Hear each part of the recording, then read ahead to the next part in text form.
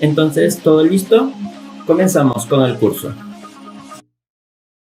El día de hoy vamos a hablar sobre lo que es la lectura crítica. ¿Qué tal? Buenas noches. En esta ocasión vamos a empezar con el cuarto módulo, que es la comprensión de lectura. Para ello vamos a hablarnos de unas PPTs en las cuales podemos encontrar referidos lo que es lo que vamos hablando. Para ello, primero empezaremos con una pequeña definición de lo que es la comprensión lectora. Bueno, aunque este tema ya lo hemos visto antes, ya sabemos de qué se trata, ya sabemos más o menos qué es. Voy a recordar que cuando hablamos de comprensión lectora, tenemos que recordar este proceso de elaborar, identificado por la vía de aprender, las ideas relevantes de un texto y relacionarlas con las ideas que ya se tienen. En ese sentido, se puede afirmar que este proceso a través del cual el lector interactúa con el texto.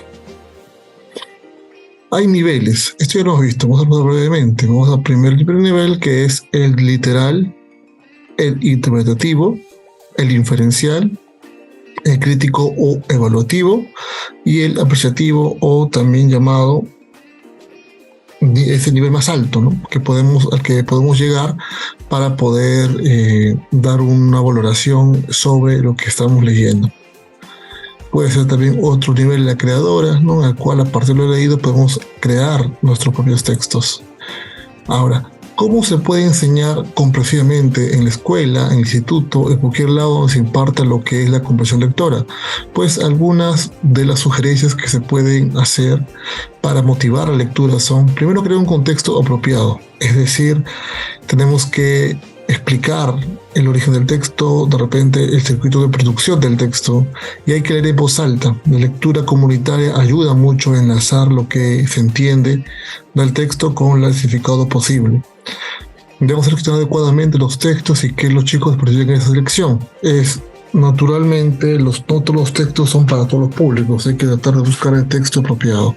Primero, enseñar lo que son las estrategias de comprensión lectora, y luego las habilidades estarán ligadas con los niveles de comprensión lectora. Así, hay algunos tics para la comprensión lectora. Por ejemplo, se puede utilizar los conocimientos previos, es decir, podemos hablar sobre el texto a partir de lo que se sabe. Si mi texto se titula, por ejemplo, el cambio climático, puedo hacer que ustedes, a través de la idea que viene del cambio climático, lancen algo que se llama la hipótesis de lectura, es decir, de qué va a tratar mi texto.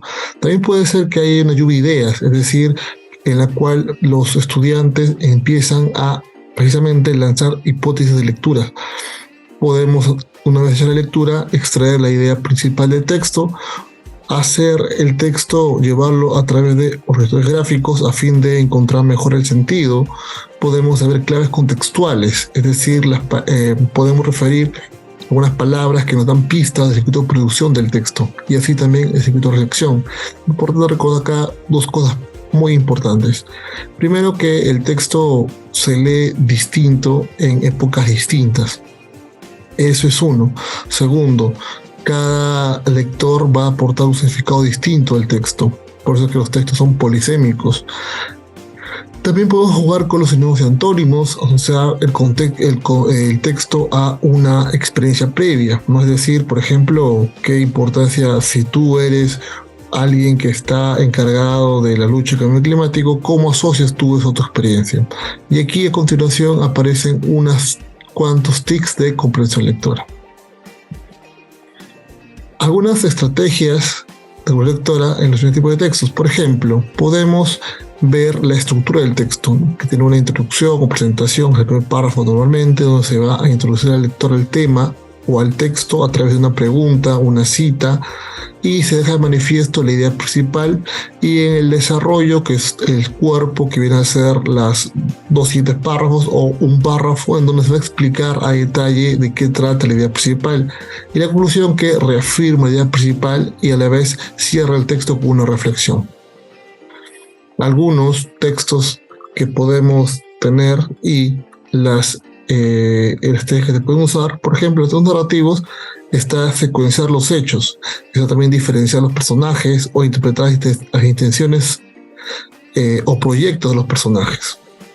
En un texto descriptivo, por ejemplo, se trata de buscar retener datos. Aquí vale el subrayado, establecer relaciones. La descripción que se tiene se relaciona con algo que esté más acorde a mis gustos.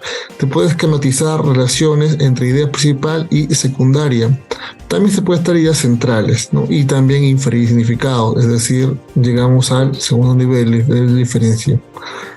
Luego, estos dispositivos podemos percibir detalles aislados y coordinados. Acá también entra en clave el subrayado. Seguir instrucciones, resumir y generalizar y establecer relación de causa-efecto entre lo que se propone con lo que yo puedo conseguir. A su vez, podemos, en estos argumentativos, diferenciar hechos de opiniones. Acá es un dato interesante porque una opinión no es un argumento. Una opinión es simplemente qué es lo que piensas tú sobre determinado tema.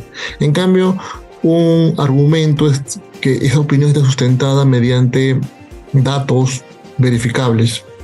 Y se puede también interpretar la intencionalidad, es decir, que busca mi autor con la tesis que está lanzando dentro de ese texto argumentativo.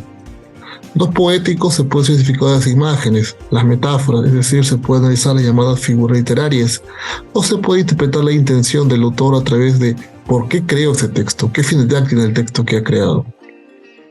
Los científicos se puede establecer relaciones, formular predicciones y también aquí entra el subrayado.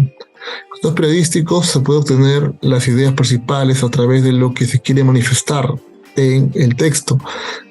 Se puede crear el sentido global a partir de las relaciones entre la idea principal y la idea secundaria, antes, durante y después de la lectura. Eso ya queda pendiente para otra clase.